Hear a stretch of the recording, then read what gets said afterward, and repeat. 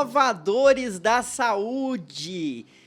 Hoje você vai conhecer um empreendedor que retira atritos e melhora processos na saúde. Você que me acompanha sabe que eu sempre digo, o pilar da tecnologia, da boa tecnologia, é retirar atritos e melhorar processos. Isso vem através de pessoas que executam, criam, inovam através da tecnologia. E estou aqui acompanhado do meu amigo, já conheço há algum tempo, Léo Vigildo Coelho, mais conhecido como Léo. Léo, muito bom estar aqui com você, que bom que está acontecendo esse papo, a gente já se conhece há algum tempo, né? Trocamos várias ideias aí, desde 2019 eu acho que eu te conheço. Isso. E hoje estamos aqui ao vivo, gravando aqui num estúdio em São Paulo. Se você quiser acompanhar no YouTube ou no Spotify, o vídeo então, está disponível para você e também nos canais de podcast. Léo, bem-vindo, cara. Obrigado pelo seu tempo. Vamos lá, conta um pouquinho pra gente, primeiro do Léo, depois a gente fala dos business, dos negócios. Obrigado pelo convite, Lourenço, mais uma vez. É um prazer aqui estar batendo um papo com uma figura tão apaixonante, né, na saúde, visionária e que está desenvolvendo aí um belo trabalho no setor. Então, obrigado. Agradeço aí pelo convite. Eu, me apresentando, sou formado em computação, então estou aqui inserido no mundo da saúde com a cabeça de engenheiro, como você falou, tentando reduzir atritos e processos, né? Mas falando um pouquinho do Léo, o Léo é pai de 3 filhos, é casado, é recifense, mora em São Paulo há 18 anos e é um apaixonado por inovar e empreender e automatizar atividades que tenham no final da linha um propósito importante na sociedade, né? A saúde é um deles e foi o setor que eu mais me apaixonei nos últimos anos. Você escolheu.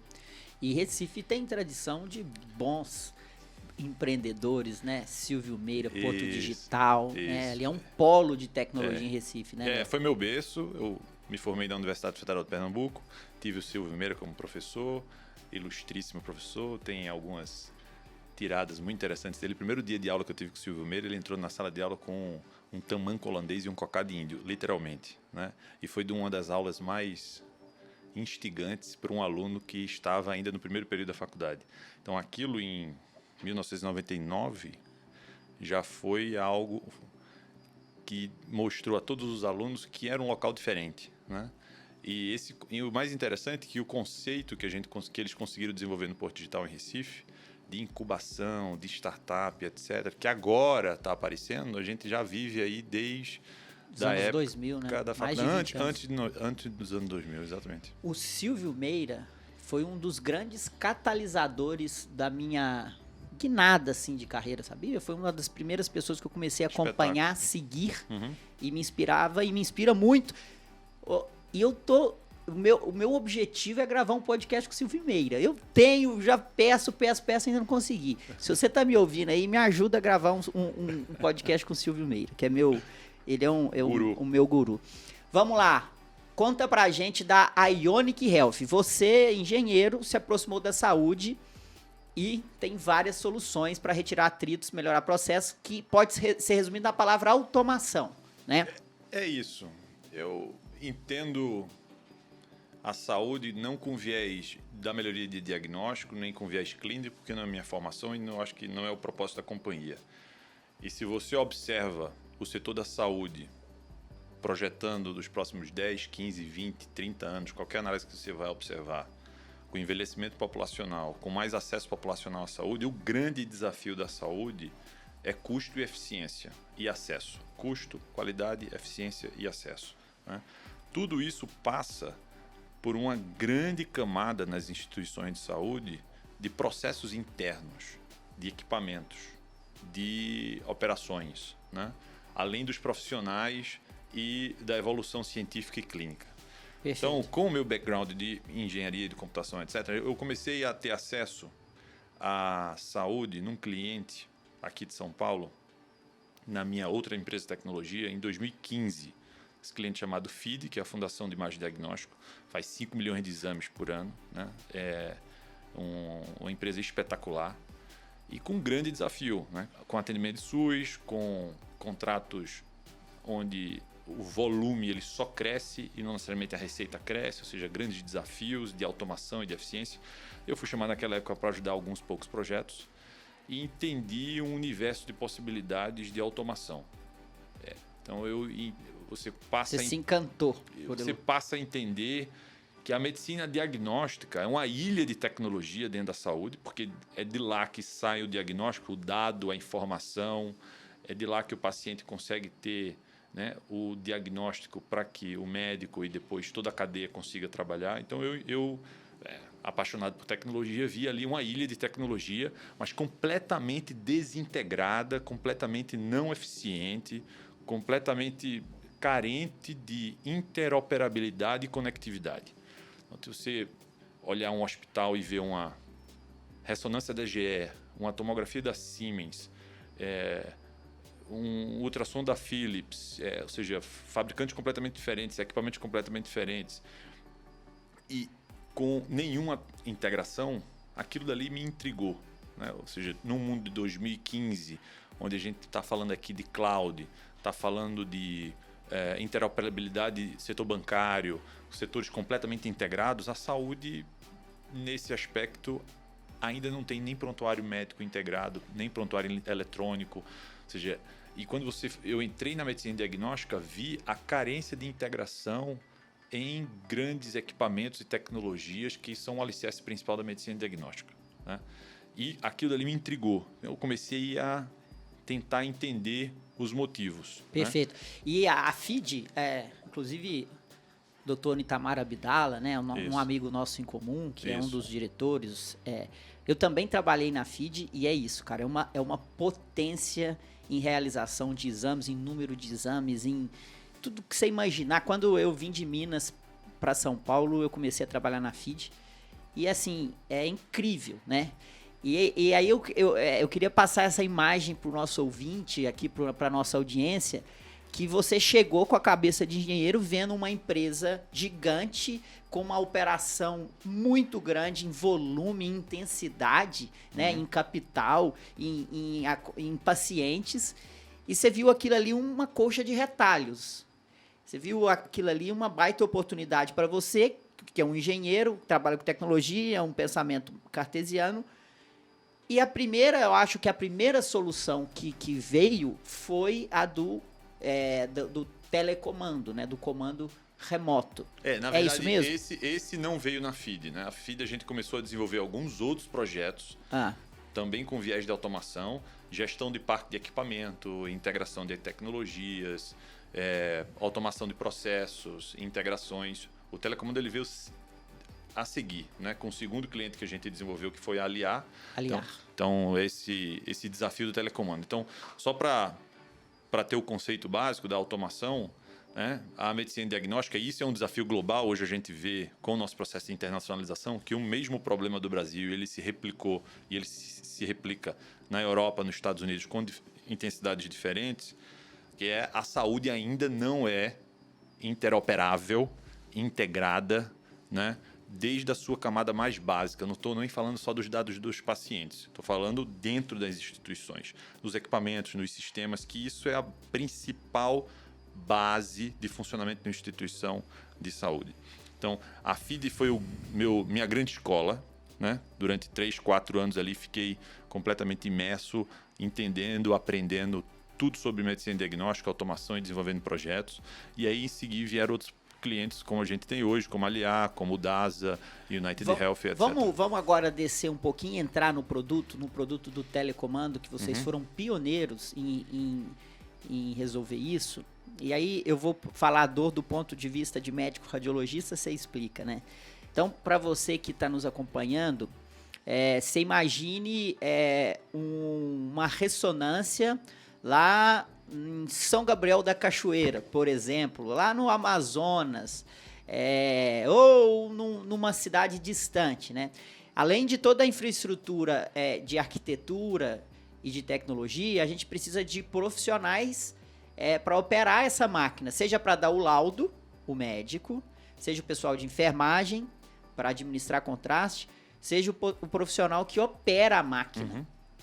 E eis que o Léo com a empresa dele, eles criam uma solução que a máquina pode chegar em qualquer lugar que tenha energia elétrica e que tem uma estrutura, porque o profissional a gente leva remoto. Conta aí pra gente como que foi. Eu brinco e uso a seguinte frase: é mais fácil ter uma ressonância magnética de $1 milhão no meio da Amazônia do que um técnico biomédico bem treinado para operá-la. Hoje essa é a realidade, não só no Brasil, né? Mas em países como Estados Unidos e Europa. A gente tá essa dificuldade do profissional Exato. bem qualificado, né?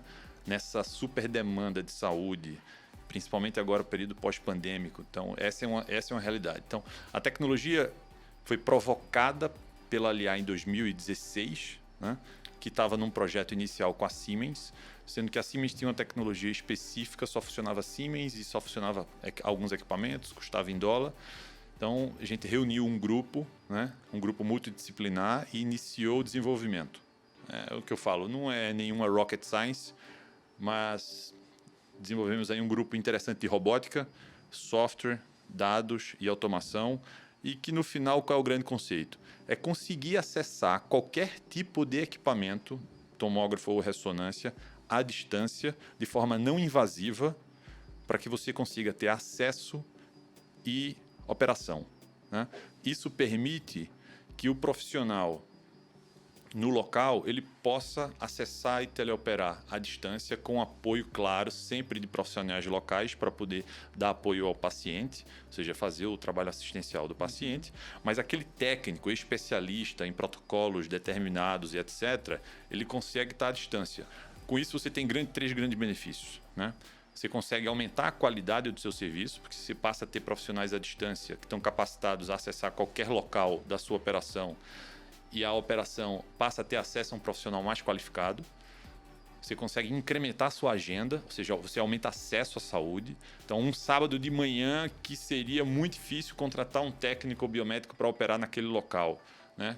Com uma central você consegue abrir agendas de forma muito mais flexível, porque no limite você consegue de São Paulo acessar um equipamento do Rio Grande do Sul, do Pará ou da Bahia. A gente recentemente agora teve um caso do norte do país teleoperando e teleapoiando uma máquina do Rio Grande do Sul, literalmente cruzando o país inteiro, né? Então isso é muito bacana de ver e no final da linha existe ainda eficiência, né? Porque você consegue ter uma eficiência de fluxo, né? Se você perceber o período de troca de paciente, né? A preparação do paciente, a ociosidade do profissional, então você consegue organizar o fluxo de uma forma muito mais eficiente, então você consegue atender mais pacientes dentro daquele período. Reduz desperdícios, né? Exato. Então, a automação retirando atritos, melhorando processos, né? Exato. E isso é bem legal, que eu também tive a oportunidade de visitar o centro de comando da Aliar, que foi que te encomendou, né, essa tecnologia no começo ali. E é impressionante, assim, eu vi lá um biomédico altamente capacitado na cidade de São Paulo, operando 10, sei lá qual que é o número de unidades para cada biomédico, mas sensacional, porque a gente consegue levar o exame, o diagnóstico, para locais que o profissional não consegue chegar. E a partir dessa tecnologia de telecomando de RMCT, abre um parênteses, vale explicar que é um conjunto de software e de hardware, né? Isso, nós produzimos hoje hardware, nossa fábrica fica em São José dos Campos, né? E software. Hoje temos aí uma base que já ultrapassou as 300 unidades instaladas. A gente está mirando aí as 400 unidades instaladas entre ressonância e tomografia só no Brasil até o início do próximo ano de telecomando, sem os equipamentos de ultrassonografia que também são de teleapoio. E temos aí um roadmap de instalação nos Estados Unidos para o próximo ano, né? Nossa expectativa é chegar a 50 unidades nos Estados Unidos no próximo ano. Em Portugal agora a gente já tem 5 unidades, projetando 10 unidades até o início do próximo ano. Então, perfeito. A internacionalização ela já é uma realidade para essa tecnologia especificamente, né? Tem projetos, por exemplo, de suportar telecomando da Europa para a África, né? Ou seja, você não ter funcionários qualificados na África é uma realidade. Então, já existem projetos hoje sendo discutidos em Portugal para que a gente consiga fazer isso de Portugal, suportando alguns locais da África. Então, a tecnologia, realmente abre as possibilidades, né? A gente tem um time de desenvolvimento agora completamente focado nas melhorias, novas versões e etc., para resolver a capilaridade nacional e daqui exportar a tecnologia brasileira para outros locais do planeta. Perfeito. A gente entra no capítulo internacionalização, mas eu queria aprofundar aqui um pouco nos produtos. E aí eu vou falar do outro, que é o teleapoio. Então, mais uma vez, eu sou médico radiologista. Enquanto eu era residente, normalmente na residência é assim que acontece, eu vou lá, faço o ultrassom do paciente, e aí eu vou lá e chamo o meu chefe, meu preceptor, para liberar o exame. O preceptor refaz o exame, à medida que você vai evoluindo, ele já conhece suas habilidades, e aí você mostra as principais partes e ele libera, né? Uma revisão peer-to-peer, entre pares. E vocês também criaram, só que eu preciso do residente, por exemplo, e o médico lado a lado, né? Vocês criaram uma tecnologia em que eu posso ter essa revisão entre pares com uma central, onde o médico mais experiente vai estar numa central e várias pessoas, vários outros médicos fazendo exames distribuidamente, né? Explica o teleapoio aí. Perfeito. O conceito técnico, ele é similar ao telecomando de tomo e ressonância, sendo que ultrassonografia é uma atividade homem-dependente. Exclusiva do médico. Né? Ele está com o transdutor na mão. Isso. Né? A gente até tem um projeto com a Universidade de Coimbra com um braço robótico com um transdutor para locais que não existiriam médicos, né? Isso foi um projeto piloto, a gente mostrou na JPR de 2019, se eu não me engano, o braço robótico, mas hoje a tecnologia, mas ainda está em pesquisa e desenvolvimento, né? Isso é um projeto em R&D ainda. Mas hoje a tecnologia vigente é uma tecnologia do ponto de vista computacional simples, mas o grande conceito é a interoperabilidade e a conectividade independente de fabricante, independente de marca de ultrassom, porque a gente sabe que é infinita a quantidade que existe no mercado, mas o problema no final da linha é o mesmo, é ter acesso a uma imagem à distância. Para quê? Para apoiar um médico em determinado exame, ou educar, ou Controle ser consultado, de qualidade. ou proceder com a qualidade. Isso. Então, qual é o grande conceito aqui? Né? Tempo real do exame. Com isso, a gente conecta um hardware e conecta um software. Né? Então, você consegue, assim, extrapolar a visão clássica, que é só ter a imagem do ultrassom para fazer uma revisão depois. Né? Ou seja, tipicamente hoje... Assíncrona, né? Assíncrona. Você tem a imagem, você, sei lá, depois de algumas horas você vai ver a imagem. Essa é uma mudança de paradigma. Você vê em tempo real a execução do exame, em tempo real com chat, com áudio, né? Você consegue interagir com o médico à distância, e com essa interação, independente da marca ou do fabricante, você consegue suportar alguns casos complexos. Então, imagine uma central onde o médico ultrassonografista de mais alto nível, de um skill mais alto, conseguiria ver todos os equipamentos em tempo real, todos os exames do seu hospital, da sua clínica, de uma central, no limite do notebook do Starbucks. É sensacional. Você fez assim, né? É a mesma, o símbolo ali do VAR. Veio à mente o VAR do futebol. Só para o nosso médico, nosso colega entender, né? Lá na cabine eu tenho um juiz e ali eu tenho o outro juiz no campo, né? Mas é sensacional isso, porque os mais desavisados, Léo, eles podem achar que isso vai substituir o médico, que isso vai, talvez, tirar o ultrassom da mão do médico, né? E existe esse risco? Existe. A gente não pode ser hipócrita e falar que não existe. Existe esse risco. Mas eu prefiro olhar, Léo, na palavra que eu não gosto, mas no empoderamento do médico que está à beira do leito fazendo esse exame e a qualidade que vai chegar pro ultrassom. Assim como o VAR revolucionou o futebol, deixando ele mais justo, Essa tecnologia que você propõe, ela pode aumentar, se bem utilizada, em muito a qualidade de um exame ultrassonográfico que é entregue. Porque o ultrassom, ele é técnico dependente, ele depende da operação do médico. E em mãos experientes, o exame é muito resolutivo. Acontece que a gente tem uma heterogeneidade muito grande entre os profissionais que executam esse exame, o que às vezes até banaliza o método. Banaliza porque a gente tem vários laudos que são pouco conclusivos. E aí, se o médico chega um laudo lá que não conclui nada, ele vai falar, não, agora faz uma ressonância, que é muito mais caro, muito mais dispendioso para o sistema. Agora, você imagina uma rede pública, um SUS, com médicos bem treinados ali no VAR e médicos menos experientes, tendo a possibilidade de aprender com médicos mais treinados. É sensacional. Um grande uso de capacitação a médico-residentes, a gente vem se deparando com essa situação cada vez mais, ou seja, você ter a capacitação. E uma experiência, já pulando para o internacional e voltando, é que em países como os Estados Unidos, que é permitido que o técnico faça o exame de ultrassonografia, a necessidade do produto agora, ela aumenta muito mais. Por quê? Porque você tem um profissional que não teve a formação de um médico procedendo com a realização do exame de ultrassonografia. Então, esse viés de treinar, apoiar e suportar é cada vez maior. No Brasil, a gente se depara com uma situação um pouco diferente. É a falta de médicos para exames de ultrassonografia. Então, todos os clientes que nós temos hoje, todos passam por essa dificuldade, que muitas vezes, lógico, em São Paulo, no Rio, às vezes você não vai ter esse tipo de dificuldade, mas qualquer cidade do norte ao extremo sul, você vai ter a dificuldade da falta de médico de ultrassonografia. Perfeito. Agora, vamos para um outro produto. O produto de monitorização da saúde desses equipamentos, que são equipamentos caros,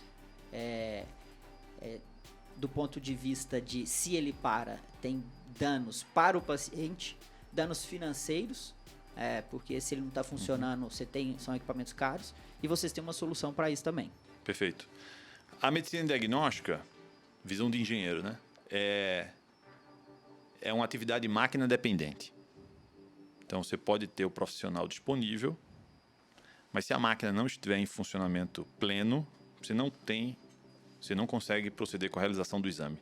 Então, qual foi o conceito que a gente trouxe? Para uma atividade máquina dependente, a gente trouxe conceitos da indústria, né? Então, a indústria já segue com boas práticas de monitoramento preventivo, corretivo e preditivo já há alguns anos.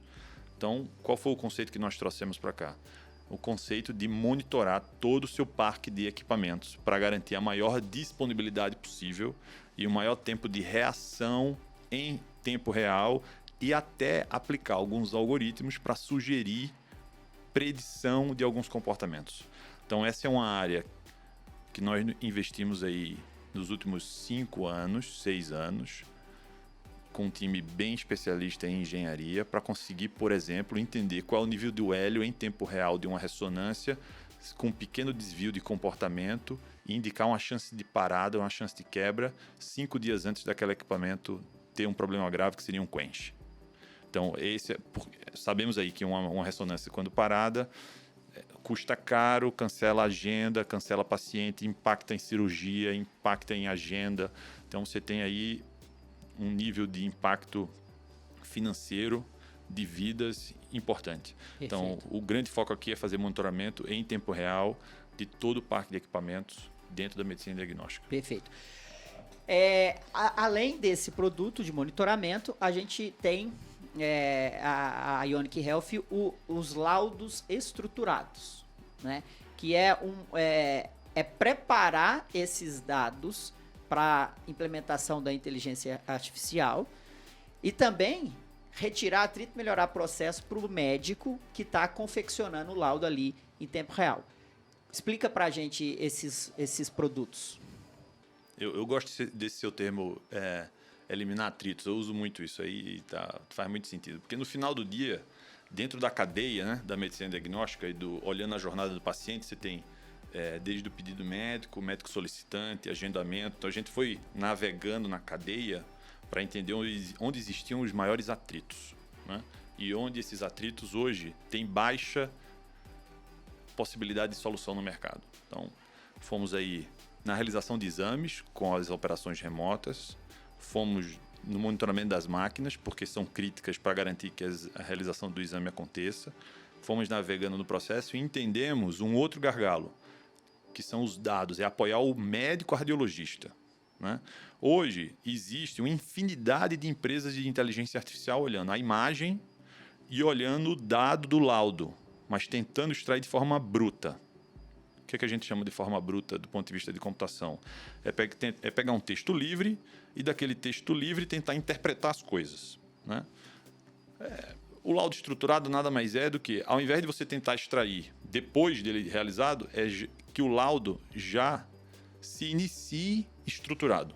Então, ao invés do médico simplesmente pegar um copy e cola do Word, um template, né, fazer o seu dia a dia ali de copy e cola de laudo, a gente criou uma plataforma completamente desenvolvida por radiologistas. Foram mais de 20 radiologistas da Escola Paulista de São Paulo, desenvolvendo a interface para que, com poucos cliques, você escreva. Ah, Léo, mas quer dizer que vai eliminar o radiologista de escrever? Não, a gente só antecipa o trabalho, escreve de forma estruturada e o médico revisa. É como se tirasse o teclado, ele vai escrever com cliques, com o mouse. Você põe as dimensões, você põe, né, os achados, você vai criando ali seu protocolo.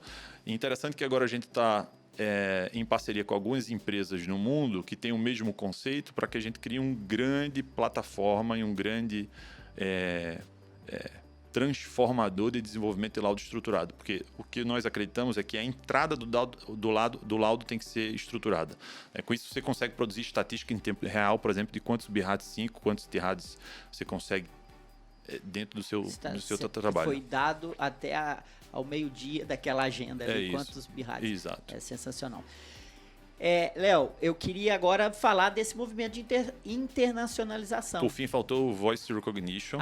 Fala aí. Que é dar continuidade dos laudos, ainda com esse viés de automação. Temos hoje no Brasil uma empresa chamada Yara Health, né, que é uma empresa que a Ionic Health é sócia. Nós desenvolvemos tecnologia de ponta em algoritmos de reconhecimento de voz para a área da saúde.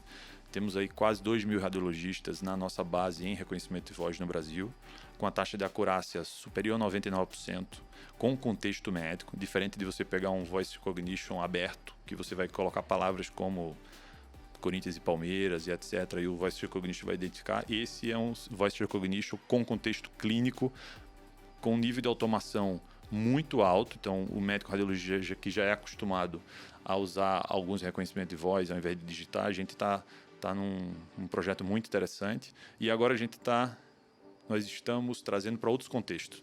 Já temos os primeiros projetos em patologia e iniciando telemedicina, né? Porque é o paradigma da voz, que é o mesmo paradigma que o motorista de táxi vai usar o Waze e vai falar o endereço, é trazer para pequenas atividades. Então, nosso objetivo é trazer para a beira do leito, por exemplo, pela enfermagem, né? Então, é o paradigma da voz para que automatize e incremente qualidade no serviço de saúde. E transforma em texto, né? Perfeito.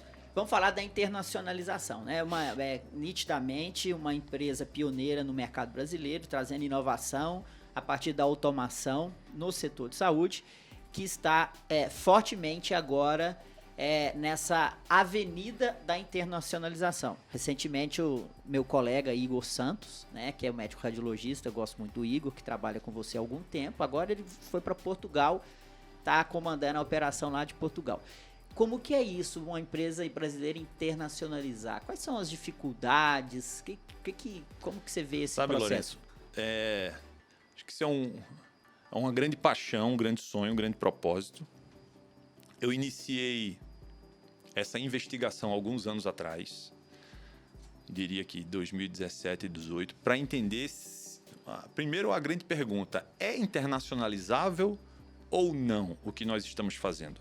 A saúde, especificamente a medicina diagnóstica, é algo que tem problemas similares? Por que eu digo isso? tem outras iniciativas em outros setores, como educação, mundo jurídico, etc., como empreendedor e tecnologia. Vou dar um exemplo. O mundo jurídico não é tão internacionalizável. O Brasil é muito específico, as regras são muito locais.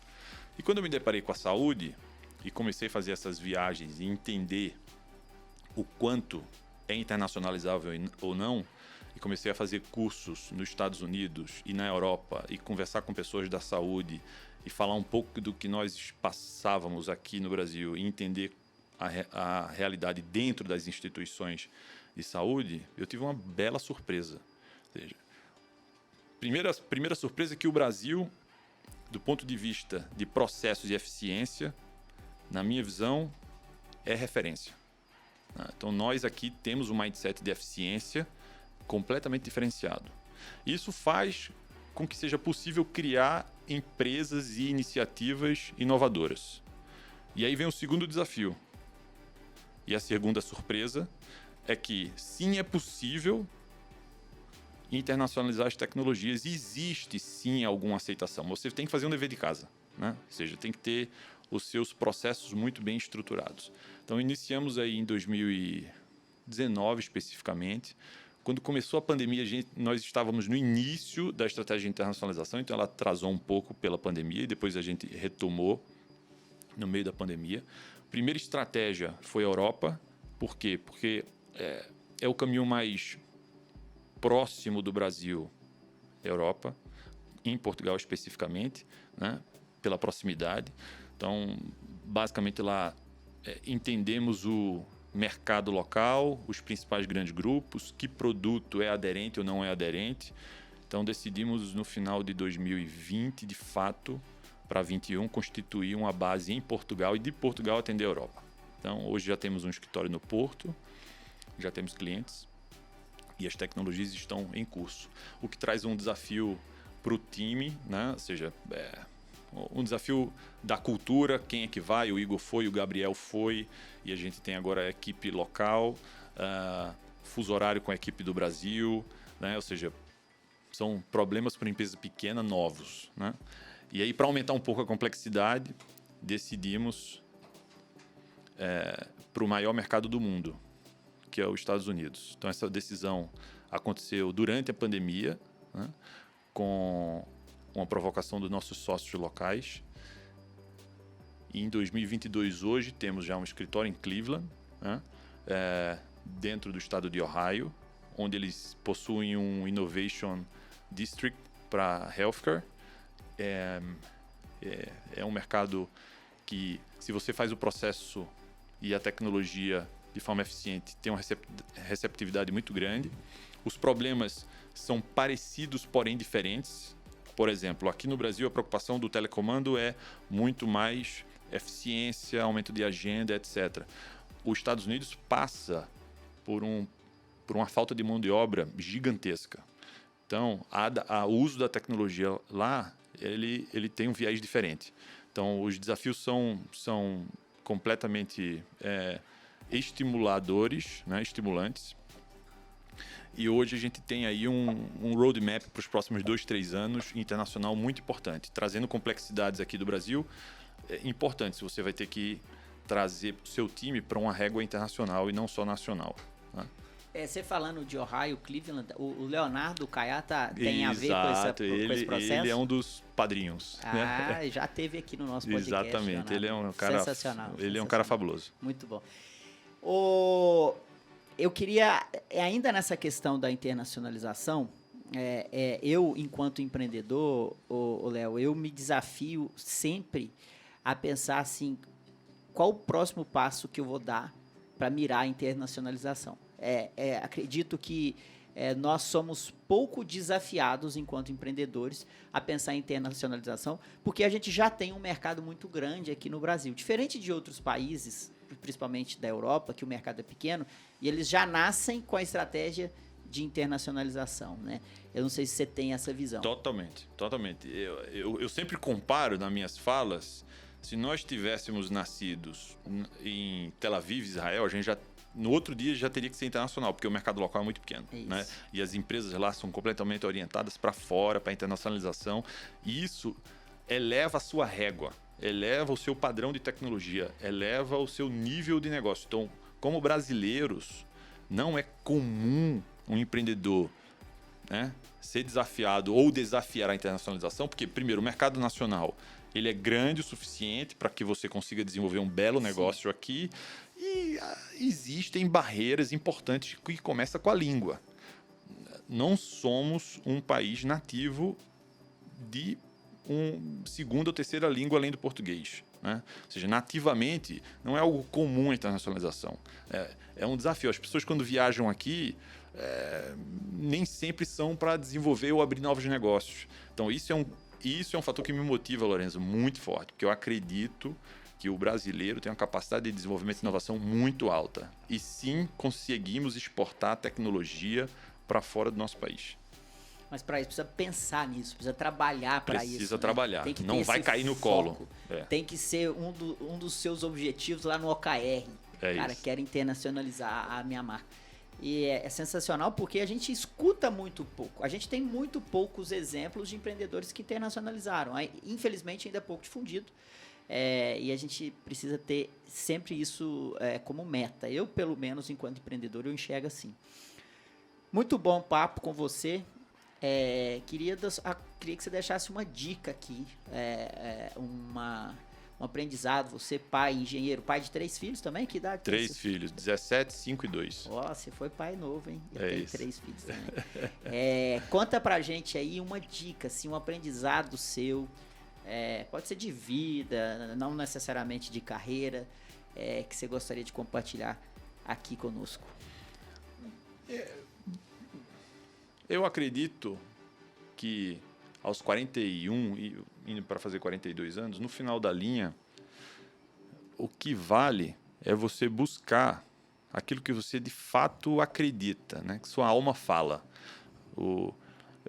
E trabalhar com a saúde agora tem sido muito gratificante, né? Porque não é jargão, né? Ou seja, a questão do propósito na saúde todos os dias faz sentido, né? Eu acredito que agora na minha carreira, estar trabalhando com saúde foi um encontro de propósito com capacidade técnica e poder desenvolver algo para um setor que ainda tem um espaço de oportunidade para desenvolver e para melhorar e para, no final da linha, apoiar o paciente, né? Que pode ser um familiar meu, seu, qualquer um aqui. E as paixões... A internacionalização é uma paixão.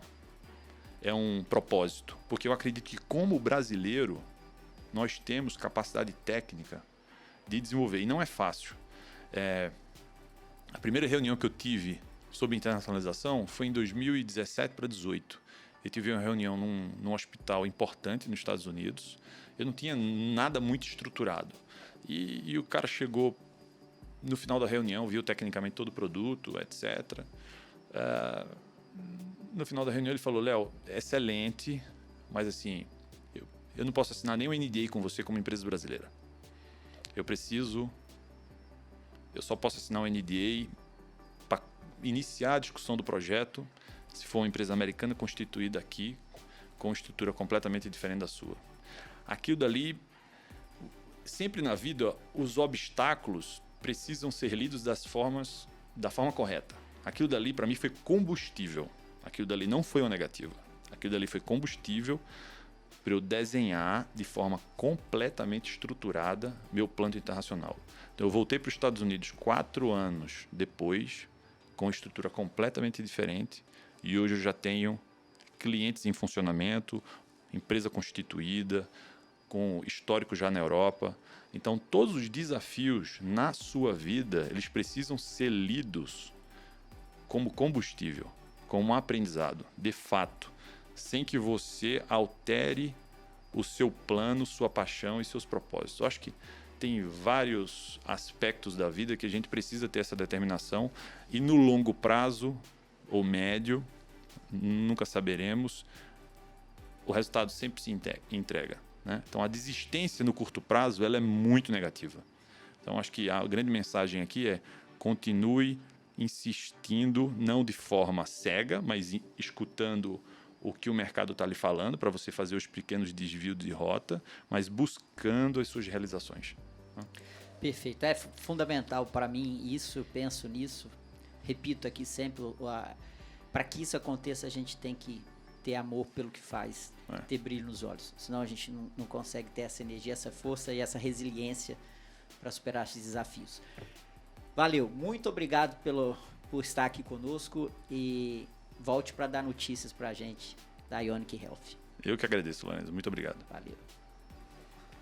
Você que nos acompanhou aqui, quero pedir o seu feedback. O que achou desse bate-papo aqui com o Léo da Ionic Health?